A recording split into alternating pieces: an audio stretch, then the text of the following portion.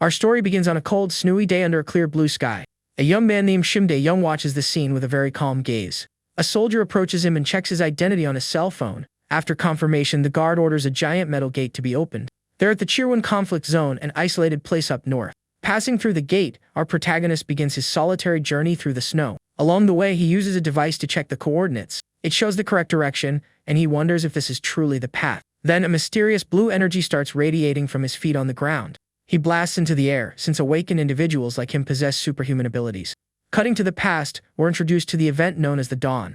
On that day, portals opened and monsters invaded the world, destroying everything. Humanity was nearly wiped out, but certain people awakened powers to fight back. Thanks to these heroes, civilization rose again during a 20-year war. In the final battle at Incheon, one of the 5 Great War heroes appeared. All by himself, he managed to defend the city and finally bring the war to an end. All of this became history, and 29 years have passed since that day. Our visitor traveled to this remote area to find the legendary hero. Arriving there, he comes across an 80-year-old man living all alone. However, the old man's presence was far more imposing than he had expected. Startled, our protagonist leaps back and slips on the snow. In doing so, he bumps into a giant monster with a duck's face and an ostrich's body. This creature, called a moss duck, looks cute but is incredibly dangerous. The young man tenses up, knowing this beast can run at 100 kilometers per hour. To make matters worse, these creatures never live alone, they travel in flocks. Seeing the horde, he prepares for a fight, as they are rank A disaster monsters. Suddenly, their mouths fly open, revealing sharp teeth and a threatening glare. A bead of sweat forms on the young man's brow. He figures a fight won't end well. So, he quickly changes his mind and starts sprinting in the opposite direction. While running, he shouts, wondering how anyone could live in a place like this. But then, a fiery bird appears in the sky, catching his attention. It was a thunderbird, a rank A disaster type that destroys everything in its sight. He despairs, unable to understand how a monster like that is flying with local birds. Amidst the chaos, the boy spots a small wooden cabin in the distance. He decides to head there and try to hide from the monsters. However, the firebird dives right for him, ready to strike. The creature grabs him with its enormous talons, lifting him off the ground. With glowing eyes, the electric monster stares at him up close. He had just accepted his fate when a voice yells out, telling him not to eat him. Instantly, the thunderbird transforms into a fluffy chick, leaving him confused. The boy is astonished, certain he just heard a human voice. Then, a person holding a staff appears and shoos the birds away. With that, the giant bird releases him in mid-air, and he plummets, screaming in terror. He smacks right into the snowy ground but is thankfully hurt. Seeing the monsters obey a command, he's left wondering what just happened. A blue-haired young man in summer clothes asks if he's the new officer. Our visitor is shocked by the sudden appearance and asks who he is. Ignoring the question, the man tells the other creatures to leave as well. The giant ducks were still glaring at the young man with rage in their eyes. But with a simple gesture from their host, the monsters fall under complete control. The creatures snap their mouths shut, their faces showing fear and submission. The flock quickly turns and flees in single file, leaving the officer behind. The hero then complains, saying he's already told them not to visit all the time. The young man stammers, asking if he might be the person he's looking for. Calmly, the blue-haired man introduces himself as Choi Kang-ho. He then turns his back and invites him inside for a bite to eat. The visitor is in total shock as he realizes this is the war hero. The legendary beast master who brought peace during the Great War was just a young man. With that, the officer yells out "Senior" and asks to tag along. The scene closes on the cabin's snow-covered roof under a blue sky. Inside, our visitor sits down while his host prepares a meal. He notes how simple and empty the place is, but something else is on his mind. The officer wonders how that guy can be 80 years old with such a youthful face. Sensing his doubt, the Beastmaster asks if he's surprised and lights the fire. He explains that other heroes from his era are now old and in charge of guilds. A small blue bird appears with an egg, and he says he doesn't know why his body never ages. The young man calls it a common excuse and asks what that thing is. With a grin, the hero says it's a thunderbird chick and that it's quite cute. The visitor agrees and smiles, finding the little creature rather adorable. Seeing a monster serving drinks, he understands why the hero is a living legend.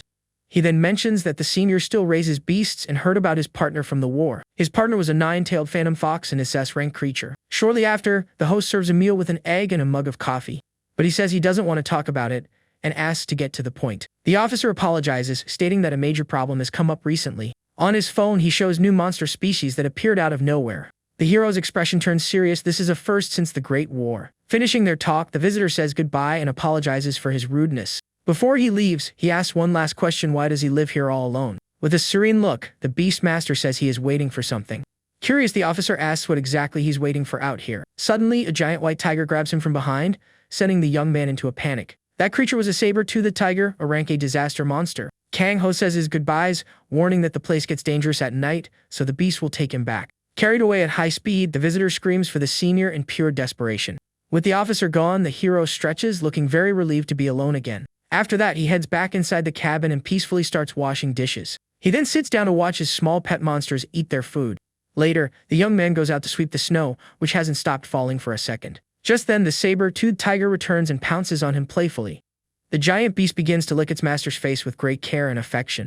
The hero asks if he's back already, joking if the beast didn't just leave him somewhere. Hearing this, the tiger's eyes well up, looking quite offended by the accusation. Meanwhile, we see the officer zipping down a snowy mountain at high speed. He arrives at the base gate completely dizzy, where the guard greets him casually. The soldier chuckles and says everyone gets a surprise on their first visit. The visitor still can't believe what happened, and the guard says he's already used to it. Back at the cabin, the Beastmaster prepares to set out on a new journey. He climbs onto the back of his companion Mangchai with a determined expression. With that, the hero tells him they can now head to their destination. Riding his white tiger, he dashes through the snow at incredible speed. The story then jumps back 49 years to show us how it all started. The monster's influence had transformed the region into a place with unique beings. It was in these snowfields 49 years ago that everything began. There, he approaches a glowing orb meeting Seal Hoa for the very first time. Staring at the glow, he notices it has been slowly growing over time. The mysterious egg rested at the very top of a snow-covered mountain. Cutting to a great battle, we see a horde of terrible monsters approaching. The hero stood alone, surrounded by enemies on a completely deserted street. Even circled by countless creatures, the young man maintained a serene look. All at once, the monsters rushed toward him. With that, a powerful blue light began to shine from our hero's body. The energy explodes outward, striking the monsters all around him. With his powers active, he prepares to annihilate the entire horde. Activating his special ability, he calls for his contracted beast, Soul. In that moment, giant paws descend from the sky toward the enemies. A giant glowing fox crushes all the monsters in a single move. Next to his legendary partner, the hero looks upon the enemies fallen on the ground.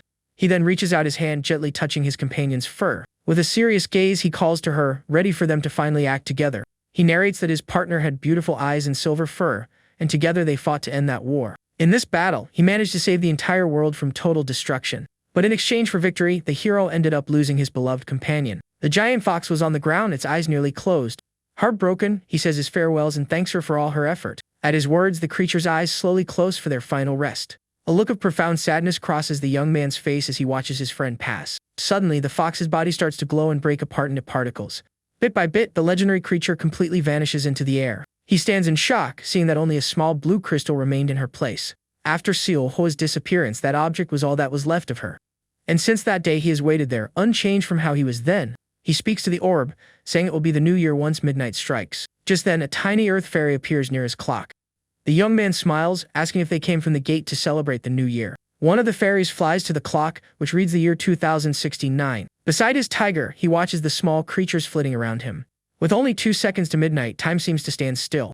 Suddenly, the crystal on the mountaintop begins to shine with intensity. He turns toward the light with a serious, expectant expression. On the clock's final second, the crystal glows brightly and starts to crack. When midnight hits, the orb shatters in an incredibly bright explosion of light. The hero watches the glow as blue energy flies out from the crystal. 50 years have passed since the dawn, and a familiar silhouette appears. He is shocked as 30 years have passed since the end of the Great War. In that moment, he is reunited with a being identical to his former companion Seal Hoa. In the same snowy field, he approaches the little creature, who seems quite curious. The scene flashes back 50 years, when he was a soldier in Chirwan. At that time, he was fleeing from a horde of terrifying monsters, and in his arms he fiercely protected a small white fox he had found. It was in that very moment of desperation that he first met her. Amid the chaos, the little white fox caught his eye as if by fate. Back in the present, he says that her child has finally awakened from the egg. Hearing this, the small creature leaps toward the hero with great energy. She then lands gently on his shoulder, looking at him with her blue eyes. As a sign of affection, the fox begins to lick the Beastmaster's face. He asks if she is greeting him with that cute, unexpected gesture. With a serene smile, he pets her head and greets her in return. The young man then remarks that she looks very much like his old battle partner. But suddenly, he sees dragons flying in the sky and activates his special ability. Using his beast eye skill, he analyzes the creature and sees it's quite weak. He becomes serious, as this is a new species he hasn't seen since the Great War. The hero then recalls the officer showing him new monsters on his phone. He wonders if the cub's awakening and these monsters are just a coincidence. The little fox on his shoulder and the large tiger stare at each other with curiosity. With that, the little fox moves closer and touches her new companion's nose. The scene then cuts to the Gangnam district in Seoul at night. There stands the mercenary tower, headquarters to one of the nation's 3 great guilds. All at once, a blue blur flies at high speed toward the building. An outside security guard notices the approach and goes on alert. He radios in that a demonic beast has appeared on the building's roof. The man desperately yells for immediate backup, but his partner calms him, reminding him of the emergency response manual. He explains it's a VIP, a friend of the boss, and orders the gate opened. With that, access to the rooftop is granted via a digital panel. The tiger bares its teeth, and the rookie screams, thinking he's about to be attacked. Kang-ho tells his companion to stop as he's scaring people. He pets the tiger, asking him to wait until he returns. The hero then greets the guard and asks if the person he's seeking is inside. He enters a luxurious office and observes the city through a giant window. He glances at an old photo, remembering how young and energetic his friend was. The hero then comments that his companion's footsteps seem heavier with age. Suddenly, the guild master Mchol Bei shouts his old friend's name. The man runs over and gives him a bear hug so tight it nearly breaks the protagonist. They stumble into a shelf full of liquor and Kang-ho is surprised by the amount. The old man says that at 80, they need a drink to properly catch up. The little fox, hidden in his sweatshirt, pokes her head out for some air. The tiny creature seems relieved to finally escape the tight space and breathe. Chol Bei then comes closer and notices the little fox, finding her familiar. His jaw drops and he asks if that creature was born from Seol Hawa's egg. With a smile, Kang-ho confirms it, adding that he named the cub Seol A. The guild master jokes if he came all this way just to show off the cute animal. Then the old man gets excited, saying they absolutely must have a drink to celebrate. The two friends sit down to drink and talk, surrounded by many bottles. But the hero interrupts, saying the real reason for his visit is something else. He shows photos on his phone of the new monsters the disaster agency provided. The old man's expression shifts. He says his guild is also having trouble. One of his top agents, an A-class awakened, has vanished in the conflict zone. Kang-ho grows thoughtful, saying something very strange is happening in the world. With a serious look, the guild leader notes that these new monsters are different. He explains that the new creatures were harboring a dark, demonic energy. Hearing this, Kang-ho looks grim as he takes a sip of his drink. Every monster from the Dawn War possessed that same powerful energy. Those beings had their instincts heightened and an unbelievable ferocity. The old man slams his glass on the table and abruptly changes the topic. He starts bragging that his guild ranked 6th in Korea this year. The hero congratulates him, but his friend complains that his ranking keeps dropping. He then grabs a device and asks his friend to test his magical power with it. The Beastmaster refuses, saying he doesn't know how to use it and finds it a bother. Chol Bei insists, saying his friend has to use it or he won't get a gift. Convinced by curiosity, the young man puts his arm inside the device. Blue energy begins to flow from him as the device starts its power reading. The result shows he ranks first domestically and also first in the world. The guild master is floored and asks what he's been doing in isolation. With a smile, he replies that he just tended to the farm and raised his tiger, Meng Shi. The old man gets jealous, wondering if farming is the secret to his own life. Near the hero's home is a dungeon with fruits that strengthen beasts. The place is also inhabited by fairies and monsters that help the plants grow. Flashing back a bit, we see the hero holding a large fairy stone. He received it as a gift from his friend and buries it to strengthen the orchard. With his hands in the soil, he uses his energy to activate the stone's power. A great wave of blue energy erupts from the ground with immense force. Looking at the outcome, he remarks to the little fox that the effect was incredible. The fruits in that orchard began to glow with an intense, bluish light. The fairies and little monsters also grew, becoming much happier there. Suddenly, little Seola leaps from her master's shoulder and begins to fly. She gets incredibly excited by the new energy and plays with the other creatures. He then activates his beast eye and analyzes the little fox's stats. The young man is surprised. It's the first time he's seen stats with question marks. The small creature's tail starts to glow intensely with energy. With a determined look, the little fox stares seriously at something in the distance. Kang-ho notices the shift and tries to figure out what she's watching so intently. With that, the fox shoots off at high speed toward the sky, leaving him behind. Startled by her sudden move, the hero worriedly shouts her name. The little creature continues her flight with a serious expression. The young man stands still, watching the trail of light his partner left behind. He then rises, wondering if she could have sensed a nearby threat. With that thought, he decides to follow the trail and see what's happening. Blue energy starts to gather at his feet for the initial takeoff. He then dashes through the forest, leaving a streak of light in his wake. He manages to catch up to his partner, and they run together through the snow. The little fox seems exhausted but keeps running with determination. She pushes herself to match her master's speed as he watches her. A smile crosses his face as he thinks about how well the little fox runs. Together, they leap from a cliff, soaring over the snowy mountains. Little Seola leads the way, leaving a trail of blue light across the air. Arriving at their destination, he spots a horde of monsters attacking a group. 3 elf fairies were cornered by some very frightening creatures. The little fox wastes no time attacking the monsters of the sphere of energy. She lets out a cute but mighty roar to intimidate the enemies. The horde of monsters becomes enraged and prepares to counterattack with full force. The fairies scream desperately, pleading for someone to save them. The young man realizes Seola ran all this way just to protect those fairies, but suddenly a giant snake emerges from the mountains behind the fox. He thinks it's too soon for her to face a Ranka calamity monster. It was a Titanobo, a Ranka creature with immense destructive potential. The giant serpent opens its jaws and lunges to attack little Seola. With a simple 2-finger gesture, Kang-ho says playtime is over. The Titanobo halts its attack instantly, as if hypnotized. He then activates his predator instinct, becoming the world's alpha predator. With the ability active, all the monsters feel fear and shrink back. He holds out his hand and all enemies on the field are completely paralyzed. The young man then grabs the snake's head and gives it a very serious threat. The three elf fairies are left speechless at the man's incredible power. He demands a response, and the snake nods its head in agreement. Satisfied, the hero dismisses the monsters who flee in a panic. The fairies are overwhelmed with emotion and begin to cry with relief, but out of nowhere, a giant rooster with a dark aura appears.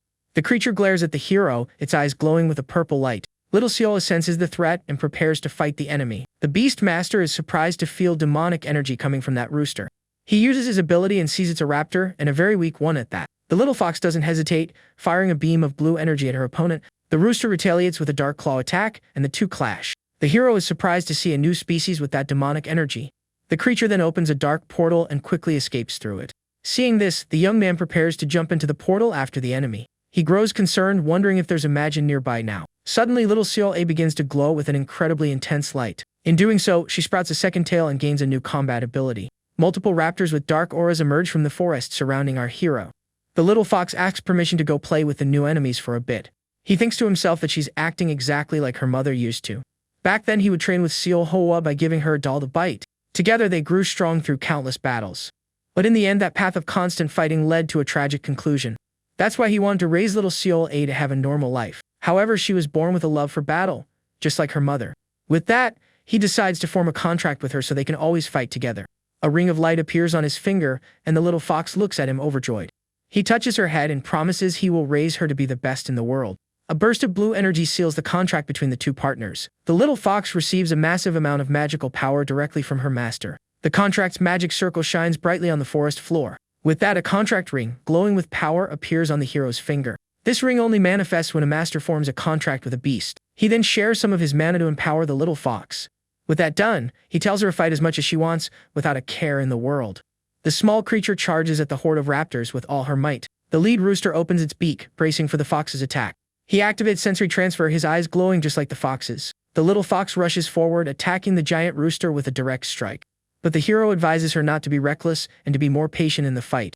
He then tells her to wait for the perfect moment to attack with everything she has. Seeing the ideal opening, the young man yells for her to attack now. Hearing the command, little Siola charges forward with a look of pure determination. She then sinks her teeth into the enemy's neck with all her might.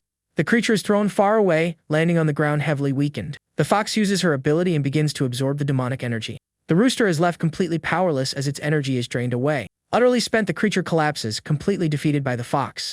After absorbing the power, she turns to the other enemies in the horde. Like a streak of light, she darts towards the other raptors without hesitation. She lands a solid blow on one of the roosters, which cries out in pain. Next, she uses her tail to strike another enemy with a powerful swing. The small creature fights multiple enemies at once with no trouble.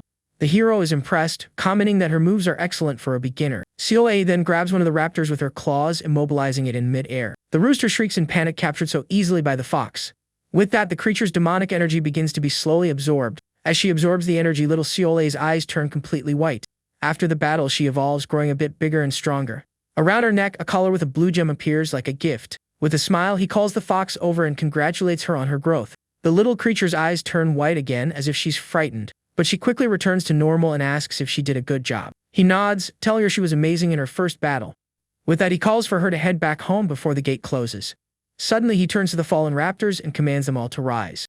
The creatures awaken and look at the little fox with fear in their eyes. He explains that without demonic energy, they are all friends. He then tells everyone to run, and the raptors follow him out of the portal. The group runs toward the black hole as it slowly begins to close. At the last second, they make it through, and the portal vanishes into thin air. Arriving on the other side, he feels relieved they got out in time. Hands raised in the air as a crowd celebrates the return of the long-awaited hero. He's confused by the reception and doesn't understand what's happening. The fairies he saved thank him, calling him the great absolute being. The young man breaks into a nervous sweat, wondering if they're talking to him.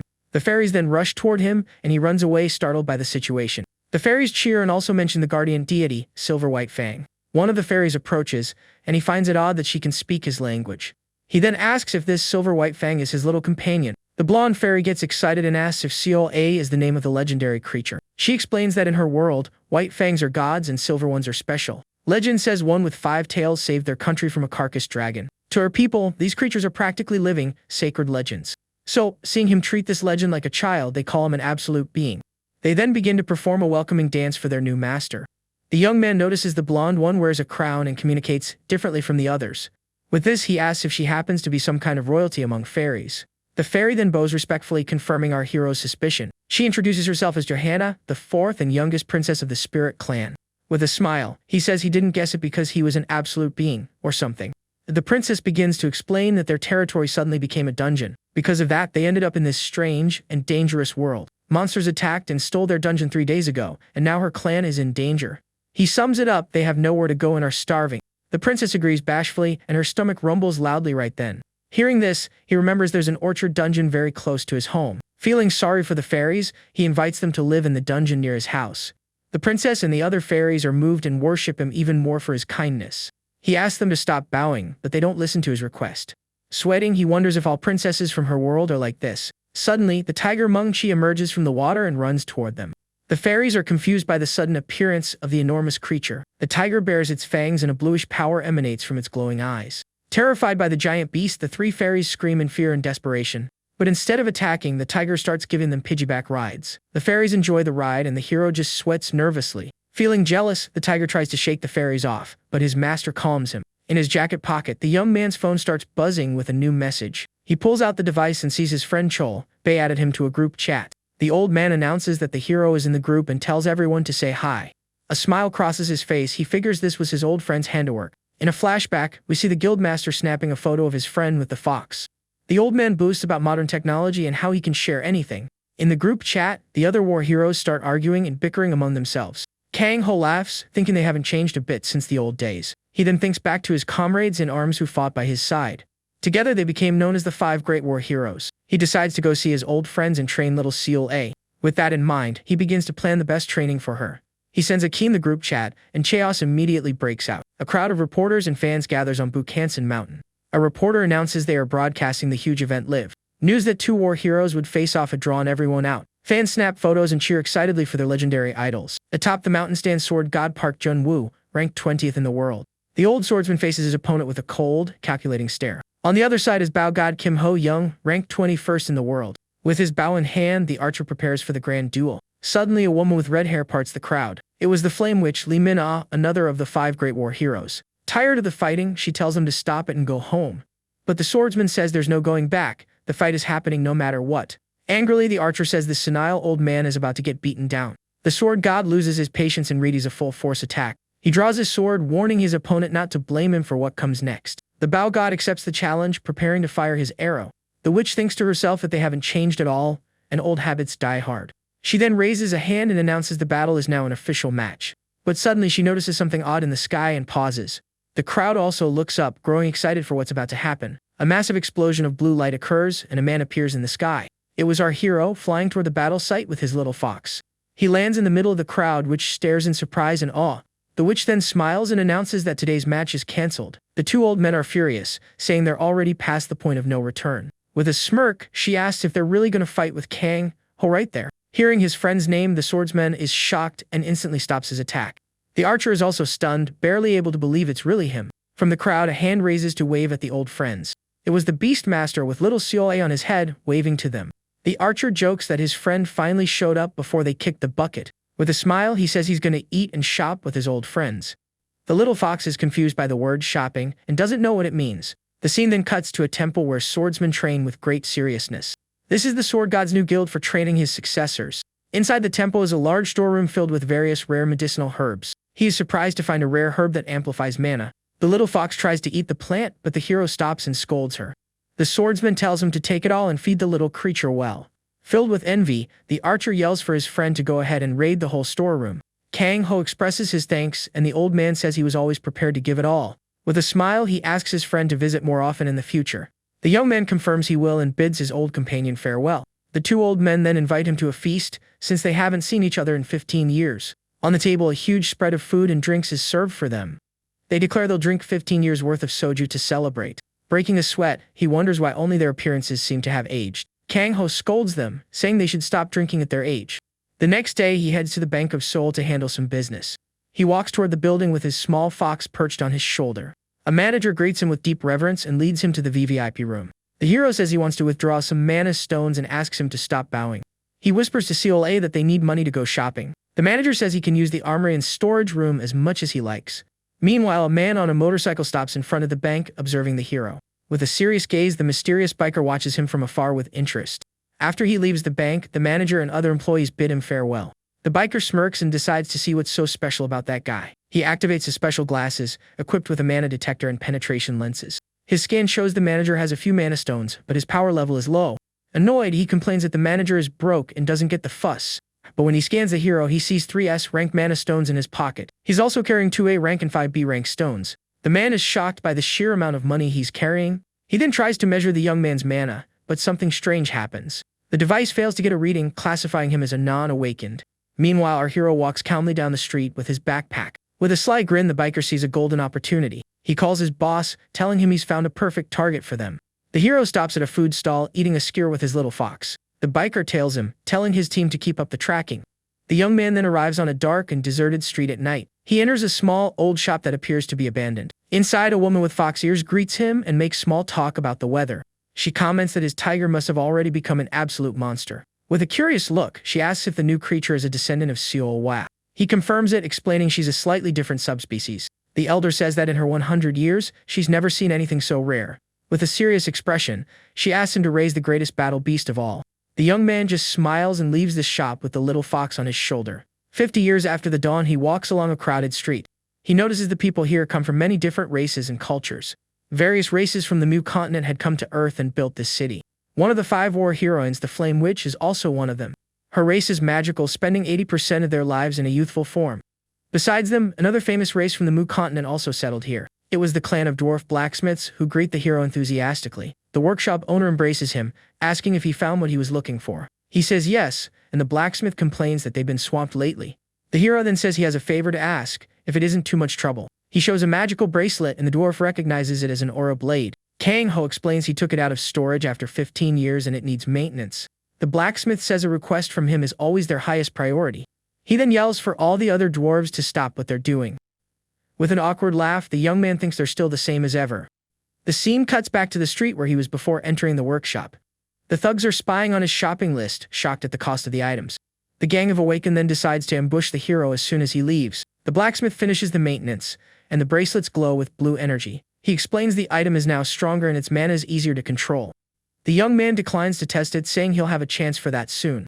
With that, he bids the dwarves farewell and leaves the workshop with a wave. The thugs follow him on their bikes, cornering him in a dark, empty street. Our hero walks calmly as the enemies surround him. The gang leader gives a signal, and all his men charge forward to attack. With a calm expression, he asks if all the thugs are out of hiding now. The leader scoffs at him, calling him a non-awakened for bluffing so much. The young man then asks if they used a mana detection lens on him. He explains that the device has a limit, which is why they misjudged him. The gang leader gets nervous but refuses to believe he's that powerful. He orders his men to attack, ignoring the hero's bluff. Kang Ho activates his bracelets and a blue aura begins to flow from his arms. He unleashes his mana, forming a powerful aura blade in his hand. With the aura blade active, he prepares to take on the entire gang. The thugs are shocked by this display of power, but continue their assault. With a single slash of his blade, he defeats every enemy at once. With a cold, serene look, the hero observes the bodies fallen on the ground. The gang leader's jaw hangs open, unable to believe what he just witnessed. He tries to measure the mana again, but the result is the same as before. Stunned, he wonders if the young man's combat power is really that high. With a flick of his hand, the hero shatters the thug's glasses into pieces. The man is terrified, stammering as he asks who he really is. The young man then picks up a phone from one of the fallen thugs. The screen shows a wanted poster with the gang leader's picture. He discovers the man is a former executive from one of the 3 big guilds. With a sigh, the hero remarks that the thug has been keeping himself busy. The man decides to run, knowing he can't defeat such a powerful opponent. He activates his assassin skill, and a purple aura emanates from his body. He uses his speed to leap between buildings and make his escape. He boasts that he's never been caught while using his ability. Kang Ho questions why he's living as a criminal with such a decent skill. But suddenly the hero appears in front of him, striking him with his blade. The thug is sent flying, and a huge explosion erupts in the middle of the street. Lying on the ground, he can't believe he was beaten by a top-tier ranker. He gets up, saying he won't let his guard down again, and prepares to fight. But when he looks for the hero, he can't find him anywhere and is confused. Suddenly, the hero appears behind him, grabbing him by the neck. He then flips the thug's dagger into the air and catches it with his aura blade. With a disapproving look, he says the man shouldn't use something so dangerous. He uses his blade to shatter the dagger and several other items on the ground. The gang leader cries out in pain as he's slammed violently against a wall. Lying on the ground, the thug gets up and glares at the hero with hate and fury. Kang Ho compliments the blacksmith's work and gives his little fox a pet. The man gets up and tries to grab the oro blade, but the hero warns him against it. With a serious look, he says the thug seems to be from the war generation. He then asks him why he's doing this after everything that happened. The man begins to shake, saying today's peaceful world is boring. With a psychopathic smile, he screams that he's going mad from the boredom. Our hero's expression fills with pity upon hearing the man's answer. He understands the war shattered the humanity of many awakened like him. Addicted to the chaos of battle, they ended up becoming cruel criminals. These people are the lunatics created by the war, a fact the current era tries to hide. The thug laughs, asking if the hero sees a part of himself in him. The young man stays silent, just looking at him with a serious, thoughtful expression. Elsewhere, the swordsman is talking and drinking with the officer. The old hero comments it was a surprise to learn his friend was Kang Ho. The swordsman laughs, saying he's the only one who's aged terribly among them. The officer explains he found the hero too gentle for a war legend. The old hero takes a drink and says he may seem that way now.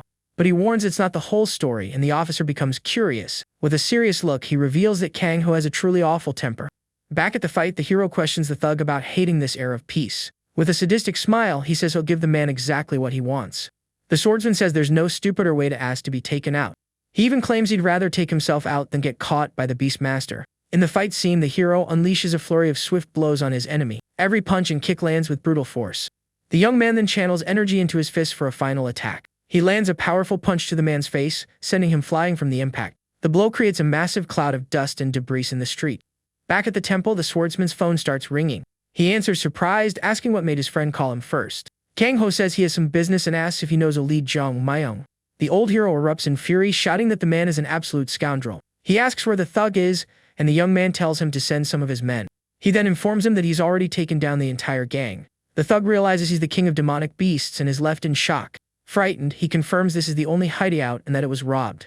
The hero's curiosity is piqued, and he asks about this thief called Phantom. The man explains he's a famous thief who leaves a black card behind. The young man turns and confirms he will let the thug live as requested, but then he suddenly strikes the man, who cries out in pain. The thug feels his mana vanishing and panics at the situation. Kang Ho explains he destroyed his mana core, he will now live as a civilian.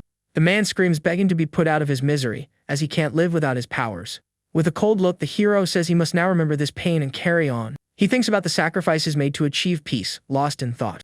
With a touch, he soothes the little fox, saying not everyone is like that man. He then invites her back home but warns her that a bath is waiting. Back at his cabin in the snow, he prepares to keep his promise. Little Ciola yelps and tries to flee, but he chases her without a second thought. He manages to catch her in midair, saying there's no escaping bath time. The young man holds her tight as she struggles and complains endlessly. With a smile, he tells her she's getting a bath one way or another. But this was no ordinary bath. He tosses a fruit into the water. It was a fruit from the world tree, which he'd acquired on his shopping trip. Using his mana, he dissolves the fruit, mixing it into the bathwater. He then asks the fox if the scent and temperature are okay. Carefully, little Ciole dips her paw in the water to test it. She loves the feeling and happily hops into the tub with a smile. The young man is pleased to see his little companion enjoying her bath. Long ago, beast warriors would rub the peel of this fruit on their bodies. Just a small amount made their fur and skin much stronger. But the little fox was absorbing the entire fruit all at once. She relaxes in the water as a steam with a blue aura begins to rise. The energy dissipates, leaving only a few droplets on the floor. The hero is surprised to see the water evaporate so quickly. With a smile, he thinks the fruit's effects are both immense and powerful. Little Ciole emerges from the bath looking even fluffier and more radiant. He finds it strange, as the fruit's effects should have worn off by now. Suddenly, the fox begins to glow with an intense white light. She gains a new ability, Guardian of Nature, and absorbs energy. The young man gets a nervous sweat, wondering how she absorbs things so well. With a smile, he scoops her up, saying she's now clean and sparkling. He then invites her to eat, and the little creature gets excited. The scene ends on the snow-covered cabin nestled among the mountains. Through the window, we see the hero and his beasts getting ready to cook. The fairies and raptors help carry ingredients to the kitchen. Frying pan in hand, he prepares to start cooking for everyone. The little fairies place the ingredients on a large table. The princess explains that a normal fire can't break the shells. The hero then reveals a handful of mana stones, saying they'll be enough. The fairy panics, warning him that will cause a massive explosion. Ignoring her warning, he tosses all the stones into the fire at once. With a confident smile, he prepares to control the power of the flames. The stones explode with an intense light as the fire shoots high into the air. The princess screams in terror, thinking everything is about to blow up. But with a gesture, the young man controls the flames with incredible skill. He then begins to expertly cook the ingredients in the frying pan. Flames dance in the pan as he prepares the meal for all of them. The princess is stunned by the man's mana control and power. After roasting everything into a fine powder, he continues the process. He then asks the fairy to bring the rare plant he got from his friend. With the herb in hand, he squeezes it to extract every drop of juice. He mixes the powder and juice to form a thick, yellow paste. With his hands, he rolls the paste into a small, round, glowing ball. Using the ingredients, he makes several shiny, yellow dumplings. He offers one to the princess, but she refuses, afraid it might explode. With a smile, he explains that those dumplings aren't for them. Little Seole drools at the sight of the food, her stomach rumbling. Her eyes sparkling, she asks if those dumplings are for her. The hero confirms it, but warns her to eat only one due to its effects. The little fox wastes no time, leaping into her master's hand to grab the food. She bites into the dumpling enthusiastically, and blue energy begins to flow from her. The small creature rubs against her master, savoring the sensation. Suddenly, she starts to grow and evolve right before everyone's eyes. The fairies are shocked to see her nearly double in size in seconds. The fox runs through the snow, testing out her new form and freshly gained power. With a smile, he watches his partner run, happy and satisfied. She dashes at high speed, leaving a trail of blue light in her path. The young man and little Seole run together through the snow, enjoying the moment. He thinks that she absorbs remedies much better and grows faster than her mother did. With a thoughtful look, he recalls knowing nothing when he raised Seole. Back then, he just fought without considering the consequences of his actions. Full of regret, he remembers how much he studied after losing her. The little fox leaps with joy, and the hero watches her with a smile. With a determined expression, he vows to give the little fox what he couldn't give her mother. The little fox bounds toward him with a smile, her eyes shining with joy. But she ends up tackling him to the ground, and he's surprised by her weight. The two roll through the snow together in a moment of pure, playful fun. Lying in the snow, he promises to make her the best and let her live in luxury. He pets her, teasing if she wants to show off her new size. With a smile, he gets up and invites her to go find the tiger Meng-Chi. Elsewhere in the city, a white tiger runs through the streets at high speed. It's Meng-Chi, sleeping soundly and dreaming of his distant past. In his dream, he recalls an old man staring at him with fear and wonder. The man is confused, asking what this tiny, cute creature is. He was just a saber-toothed tiger cub, left alone in the cold snow. The old man tells him to leave, as a fence will be built there soon. The scene flashes back 16 years to the man picking him up. He threatens the small cub, saying he'll have to put him down if he doesn't go. But the tiger just licks his hand, looking up with innocent red eyes. The man leans in for a closer look, and the cub stares right back. The old man goes quiet, simply observing him with a thoughtful, calm gaze. He puts his weapon back on his belt, abandoning the idea of hurting the cub. With that, the man extends his hand, deciding to take the little creature in. He offers a piece of jerky to the cub, who eats it eagerly. The old man remarks that life is tough for both of them, anyway. As thanks, the tiger licks the man's face, who calls him a little rascal. He says goodbye and walks away, leaving the small cub behind in the snow. The tiger looks on sadly as his new friend gets farther away. The man looks toward the distant city, seeming to feel lonely. Suddenly, the cub dashes after him with a determined look. The old man waves with a smile, saying goodbye one last time to the little tiger. From that day forward, the cub grew up under the man's care. He runs through the snow, showing he was already much bigger and stronger. The saber-toothed tiger cub grew rapidly over time. Now an adult, he pounces on the man, who is startled by the creature's size. With a smile, he calls him a furball and decides to give him a name. And that is how the saber-toothed tiger came to be named Meng-Chi. The old man shares that he lost his family to monsters during the Great War. After that, he wandered alone and contracted an otherworldly disease. He wonders why he couldn't bring himself to put down the cub, even though it was an enemy. The little tiger watches him, listening to his words with a curious gaze. The man then says he saw himself in the lonely cub who had no one. He suddenly starts coughing, and little Meng-Chi grows with worry. The tiger decides to repay the kindness and sets off to find food for the man. He runs through the snow, promising to return soon with something to eat. The old man smiles, watching him go with a look of fondness and affection. But suddenly he collapses, falling into the snow with no strength to get up. After a successful hunt, the tiger returns with a rabbit in his mouth for his friend. But upon arriving, he finds the old man on the ground and falls into a panic. He tries to wake him, but the man doesn't respond, remaining unconscious. Holding his friend, he looks toward the city and decides to get help. He remembers the old man's words about the danger the city posed. But with his friend in peril, he ignores the warning and runs toward the city. The old man remains unconscious as the tiger rushes to find aid. Determined, he races down the mountain at top speed with the man on his back. Reaching the city, he spots a group of soldiers training in a courtyard. The men are startled to see a saber-toothed tiger, an S-rank species. They go on high alert, calling for backup to evacuate local residents. The tiger tries to communicate, but the soldiers don't understand and prepare to attack. He's struck by a spear and cries out in pain from the deep wound. The soldiers continue to fire arrows and spears at the creature without mercy. Even injured, he keeps advancing toward the soldiers with determination. The tiger only wanted help to save his friend, who is passing away on his back. Gravely wounded, the tiger pleads for help to save his ailing friend. He continues to push forward but finally collapses, too weak to go on. On the verge of passing out, he keeps begging for help with his last ounce of strength. Suddenly, our hero appears and tells the soldiers not to interfere. The tiger opens his eyes and sees a young man approaching to help them.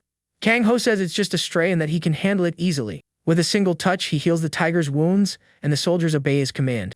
He asks if the creature needs help and tells it to lead the way. The tiger feels his body strengthening and is amazed by the young man's power. Arriving at the location, he touches the old man's chest and feels his heart beating. He explains it's an endemic disease from the Mu continent and is very serious. With a smile, he says the old man was lucky to have such a courageous friend. He uses his purple manta and begins to draw the sickness from the man's body. The old man's eyes slowly open, and he sees the tiger staring at him with worry. He calls out Meng Chi's name, and the tiger joyfully pounces on him. The man hugs him, saying he's also happy to see him safe and sound. As the dream ends, the tiger wakes up and looks at the city in the distance. He sees his master waving and runs toward him happily. With red eyes, he remembers the past and how he was saved. The hero and his two beasts wave toward the horizon and a bright future. The tiger visits the grave of the man who saved and raised him with love. He remembers the old man's final words before entrusting him to the hero. The man had asked the tiger to follow the young man and live freely in the world. On the headstone is a photo of the old man with a gentle, serene smile. 5 years after giving the tiger away, the man passed on, peacefully and alone. Since then, the hero and his beasts have visited his grave every year. Little Seol looks up at the sky, seeing water droplets falling from nowhere. The great tiger Meng Chi cries silently as he remembers his friend. Kang Ho pets the fox and says the place won't feel so cold. Suddenly, a giant bee bursts from the ground and flies toward them. The hero and his beasts prepare to face the new threat that has appeared. The bee collapses in the snow, looking weak and almost out of energy. More bees appear, and the young man wonders if they are the new species. A swarm of giant bees flies through the snow in a coordinated assault. He activates his beast eye to analyze the stats of these strange creatures. They were battle bees with an ability of blind obedience to their master. One of the bees approaches the fox, who wonders if it's for her. With a determined look, she snatches the bee, holding it in her claws. The hero realizes she sensed the strange creature's magical energy. The bee struggles to get free, but the fox holds it tight, preventing its escape. The young man observes the situation, understanding what's happening. The bee tries to sting the fox with its stinger but can't pierce her fur. The fox stares down the bee with her bright, power-filled blue eyes. She then bites the creature, shattering it into pieces with her teeth. Shards of the bee fall into the hero's hand, and he examines them carefully. He explains the fox's skin was reinforced by the bath with the rare fruit. He notices the stinger contains a paralyzing venom and understands the danger. Because of this, he decides he can't let these creatures roam free. He mounts his tiger and orders him to follow the swarm of giant bees. Together, they pursue the creatures through the snow with incredible speed and power. The biggest problem was the diet of these bees, which ate everything. They devoured grass, trees, and would even eat the entire mountain if given the chance. As extreme omnivores, they could attack human settlements at any moment. The hero decides he will eliminate all of them before that can happen. The tiger barks in agreement, preparing for the impending battle. Suddenly, he spots a black portal in the sky and is puzzled by its appearance. He asks if that's where the bees live as the swarm flies into the portal. He comments it's been 15 years since he last saw a red raid class gate. The tiger growls, remembering the trouble they had the last time. With a confident smile, the hero says this time they are ready to go in. The tiger's claws glow as he prepares for battle against the swarm. The young man asks if the bees are trying to protect their home. His eyes glowing, he unleashes his mana and activates his predator instinct. The swarm of giant bees feels the pressure and immediately halts its attack. Mounted on his tiger, he stares seriously at the entrance to the cave. In raid class gates, an entire ecosystem from another world is transported over. Because of this, various rare resources can often be found in these places. However, the monsters guarding these resources are also extremely powerful. He notices a new species of bee, even larger and stronger than the others. One of the monsters shrieks and lunges to attack the hero with its stinger. The young man catches it with one hand, giving it a cold, calculating look. He analyzes the creature, seeing it's a D-rarity bee. An even larger swarm emerges from deep within the cave to protect its home. He realizes these are the true guardians of this dangerous place. The tiger barks in agreement, readying himself for the great battle ahead. The bees advance in a coordinated attack, flying at high speed. The hero then activates sensory transfer, sharing his senses with the tiger. Through this, they share mana and physical abilities for the fight. The tiger and master become one, preparing to face the swarm. They shoot into the sky, charging the bees with everything they have. The tiger charges forward, shredding several bees with its sharp claws. With one powerful swipe, he takes down multiple enemies at once. Little Seol also joins the fray, furiously attacking the bees. With a yip, she bites one of the creatures, holding on tight. She tries to swallow the bee, but it's too big for her mouth. The little fox struggles but can't manage to eat the giant insect. The hero chuckles, saying the bee is still too big for her to eat. He scolds her, and the little creature grumbles with a disappointed look. The tiger continues to fight, but the swarm of bees attacks relentlessly.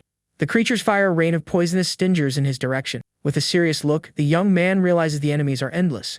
He charges with his tiger, attacking the hives to destroy the source. Suddenly, he senses a powerful magical energy from deep inside the cave.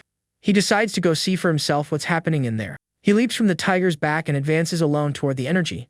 The hero propels himself through the air, flying at high speed to his destination. He dives into a deep, dark pit at the end of the cave. Using his bracelets, he creates an aura blade for protection.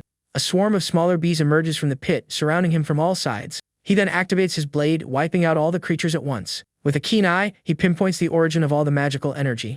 It was a giant hive that the bees were guarding with their lives.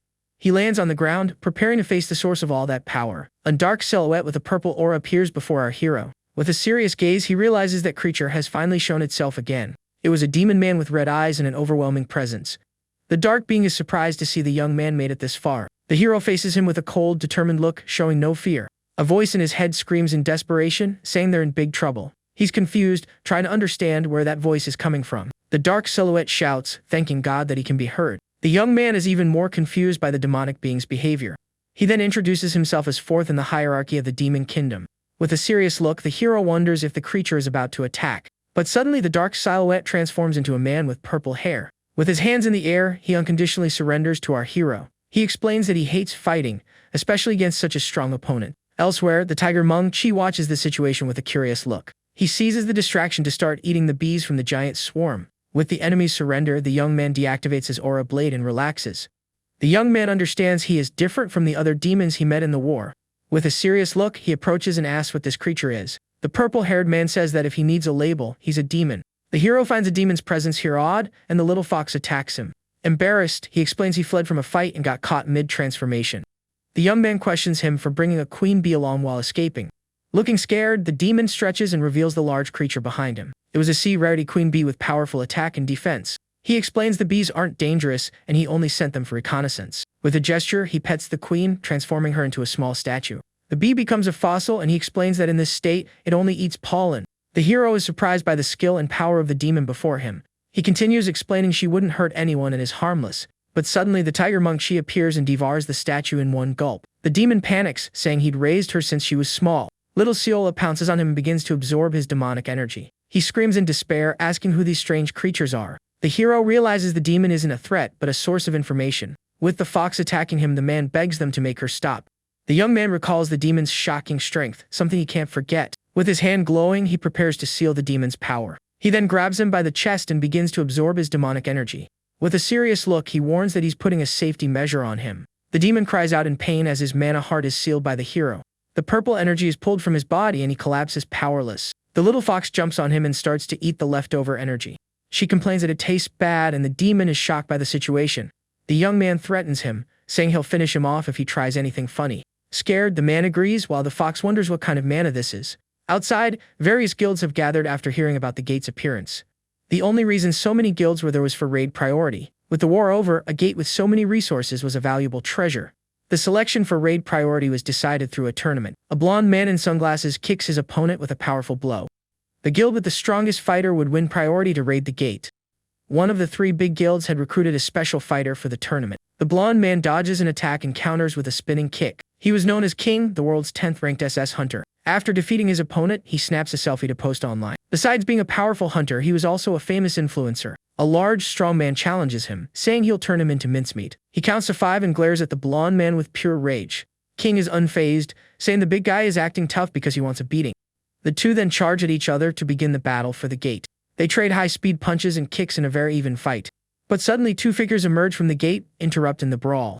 It was our hero and the demon he captured, stepping out of the dungeon. The demon is shocked that the young man got out so easily. The big guy falls and the hero catches him to break his fall. He wonders where those 2 people just appeared from. The young man and the demon look at the fallen fighter in surprise. Outside, numerous guilds and trucks are gathered and waiting. The hero notices the landscape has changed significantly since he went in. One of the men points at him, asking if he just came out of the dungeon. With a calm look, the young man confirms as the gate's red aura swirls around him. The men are stunned, unable to believe someone survived. King is furious about the interruption and charges forward to attack. He yells, calling them scoundrels for ruining his fun. With a green aura, he prepares to eliminate the intruders once and for all. The demon asks if he's going to take the man out, and the hero shushes him. The young man sizes up the blonde man, noting his arrogance. The two stare each other down intensely, and tension fills the air. King shouts, asking who he thinks he is, walking out of the gate without permission. The hero questions if he needs permission, which irritates the blonde man even more. Angrily, he explains the fight is to decide raid priority. The young man understands, and the blonde man calls him a civilian for not knowing. He threatens the hero, telling him to know his place and stay out of it. The demon asks again if he's going to take out the blonde man, looking very curious. Kang Ho grabs him by the collar, saying absolutely not. With a smile, he confirms he has no intention of taking the hunter's life. The demon persists with the question, and the young man seriously denies it once more. He lets go of the demon, and the blonde man glares at him with anger and scorn. With that, he grabs him by the collar, threatening him with a furious gaze. The hero smiles, saying he won't take his life, but he never said he wouldn't hurt him. Suddenly, a man in armor flies in, surprising everyone. It was the guild master of White Knight, who also came for the contest. He introduces himself as Lee Huck and greets our hero respectfully. Kang Ho recognizes him as the best disciple of his swordsman friend. The blonde man is furious at being ignored and yells at the young man nonstop. He boasts about his followers, refusing to be treated with such indifference. King asks how he knows Anon awakened and finds the name familiar. He remembers and asks in shock if that is the Beast King of the 5 heroes. The young man just smiles, and the swordsman's disciple notices the expression. He remembers his master's warning about his friend's smile. The old man said to be careful when Kang Ho smiles like a saint. It means he's about to completely and mercilessly crush his opponent. The disciple is terrified to see his smile is now even wider. King doesn't believe that man is a hero and sees an opportunity. With a wicked smile, he prepares to attack and surpass a legend. The hero asks if he's really going to attack, thanking him with a smile. The blonde man focuses energy into his fist and lunges forward. He yells, throwing a powerful punch right at the young man's face. With a triumphant grin, he celebrates landing the first blow. But suddenly, he realizes the hero has vanished, and the demon is startled. The young man appears behind him, grabbing him by the tie and pulling him close. He throws him into the air and hits him with a powerful kick to the stomach. With a cold look, he asks if all that arrogance was just for priority. He then slams him to the ground with force, inviting him to try raiding the gate. The blonde man crashes into the snow and a massive explosion of power erupts. The hero and his beast look down on the fallen opponent with an air of superiority. Lying on the ground, the blonde man wonders if this is all just a dream. He can't believe he was defeated in such a humiliating way. The hero says he doesn't like settling things with force but was going to let it slide. With a serious expression, he advances on the hunter, cloaked in a blue aura. The two exchange high-speed blows, creating a massive shockwave of energy. King tries to land a punch, but the young man easily catches his arm. He calls the hero an old man, saying this is the heir of the 2nd generation. With a cold gaze, the young man says he should act with more humility. He then slams him to the ground with a powerful blow, pinning him with his foot. The demon and the disciple watch, wondering if he's about to be done for. With a cold sweat, they think that surrendering was the smartest choice. The pin to the ground, the blonde man looks up at the hero and asks if he's recovered. The young man criticizes his movements and asks who his master is. He advises the hunter to live humbly because talent isn't everything. With a serious look, he says the blonde man needs to learn how to work hard. The man is shocked by his words, realizing how arrogant he's been. He wonders if he was just a frog in a well and smiles bitterly. The hero snaps a photo of him and posts it on social media with a few hashtags. The young man advises him to find a good master to train his skills. With a smile, he says this place is great for selfies and takes more pictures. The gate is destroyed and the hero successfully clears it. Since then, social media has been flooded with rumors about the event. Back at his cabin, a detailed investigation into the demon kingdom begins. The demon enjoys the snow as the hero starts questioning him with his phone. He goes over the demon's story and his arrival in this unknown world. The purple-haired man says an area of his world started turning into dungeons. He never imagined these dungeons would connect to another dimension. With a serious look, the hero realizes 50 years have passed since the dawn. And now, new monster species and a new dimension are connected to Earth. He then asks about the power level of the place the demon came from. The young man explains that according to Theo's claims, he was 4th among 72 monarchs. This meant he was a significantly powerful individual in his own world. With a sly smile, the demon asks the hero to release his power. He starts to sweat, not liking the idea of fighting again. But the young man says there's no choice and snaps his fingers with a blue flash. With a snap of his fingers, he releases the seal and the demon's power returns. A purple aura explodes from his body as he celebrates his energy's return. He tells the hero to watch closely, because this is his true ability. The young man thinks he'll have to take him out if he tries anything funny. Suddenly, skeletal hands of purple energy burst from the ground and attack him. With a wicked smile, the demon calls upon the departed to obey his command.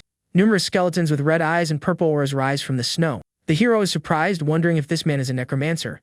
The demon boasts about his true power as the skeletons rise beside him. He explains he turns corpses into familiars and controls them with his will. The hero thinks this is an ability you only see in fantasy novels. Kang Ho reflects that no awakened on Earth possesses a power like this. But suddenly little Seole appears, excited by the tasty thing that showed up. Like a flash, she zips through the skeletons and starts absorbing their energy. The necromancer gets a bad feeling and becomes very suspicious. The little fox then hops onto his shoulder, and he yells, asking what she's doing. He panics as he feels his mana being drained by the creature once again.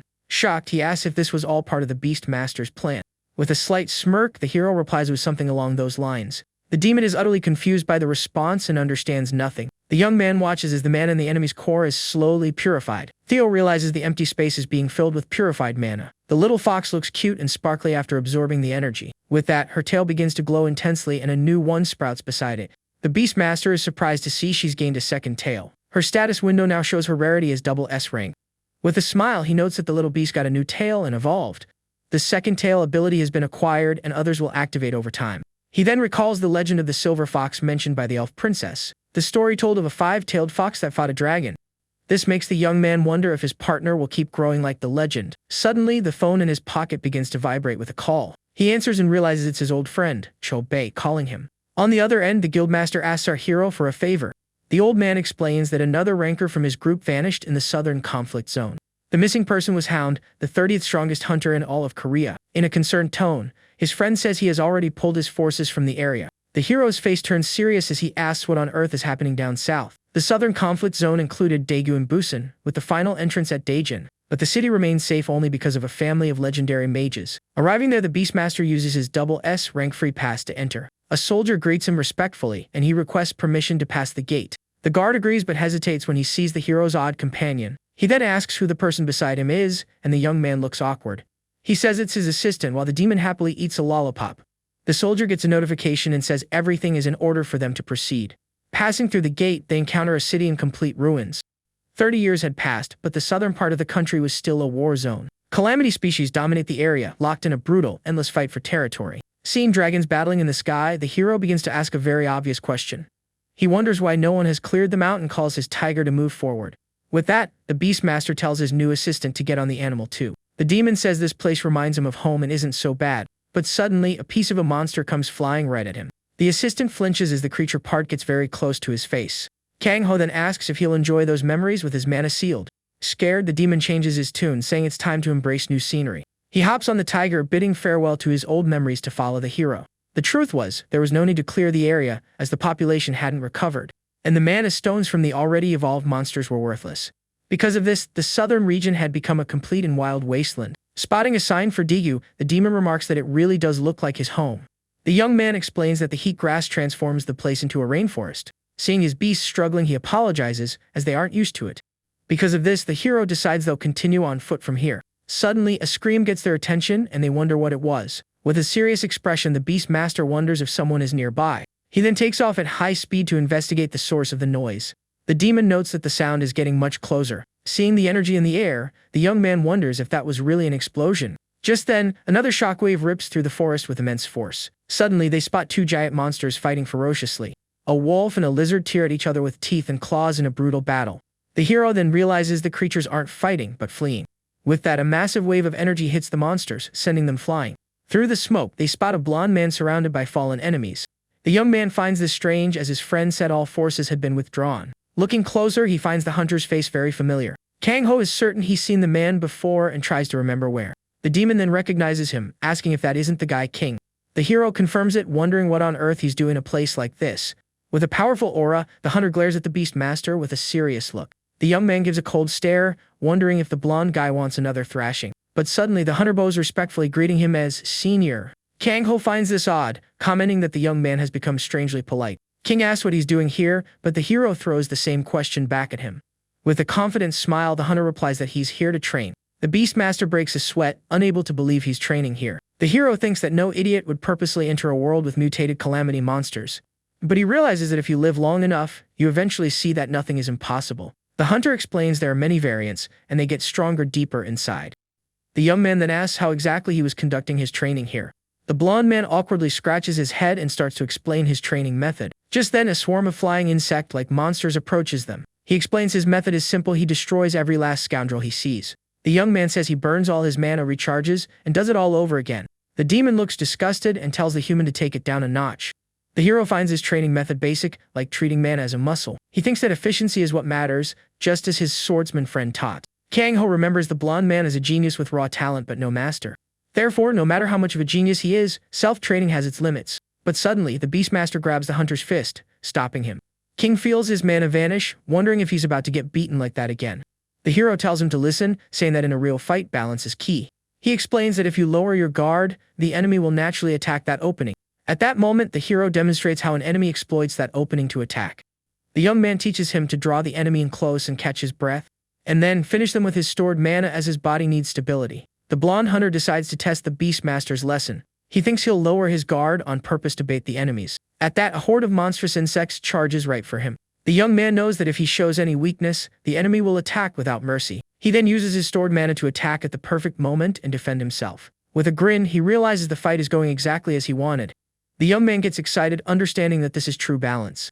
Watching it all, the hero thinks that he never used to care for clumsy types. He recalls his own immature days, growing up on the battlefield. Kang-ho then realizes the young man reminds him of his past self. Meanwhile, the blonde man continued to destroy the insects with great efficiency. He then notices his mana and breathing are now completely stable.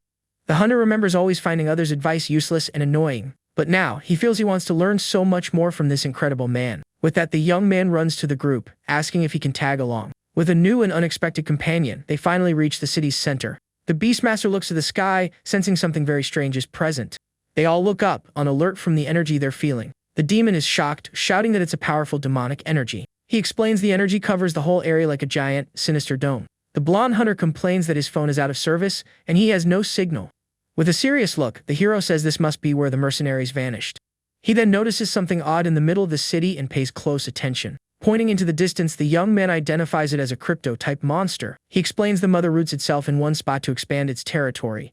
From there, the creature's roots spread throughout the entire ruined city. The demon is curious and asks what happens after it's settled. Suddenly, the giant plant begins to release a massive cloud of spores. The green particles quickly spread all over the forest area. The assistant explains it uses spores to dominate the surrounding area. He then points to some monkeys, warning that if the spores touch them, the animals are transformed into hosts for that disgusting thing.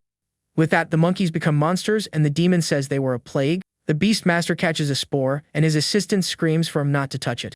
But the young man examines it closely, saying these aren't simple spores. The sphere then opens, revealing that these things are larvae. The hero understands the problem and readies himself for battle, calling his tiger. He uses sense transfer, acquiring the strength of the beast's legs. This temporarily increases the power of his kicks by 5 times. With a mighty leap, he launches into the sky, charging into battle alone. The blonde hunter is impressed, while the demon suggests they just wait. Mounted on his beast, the hero soars through the sky toward the target at high speed. The Beastmaster and his partner fly through the air, straight for the source of it all.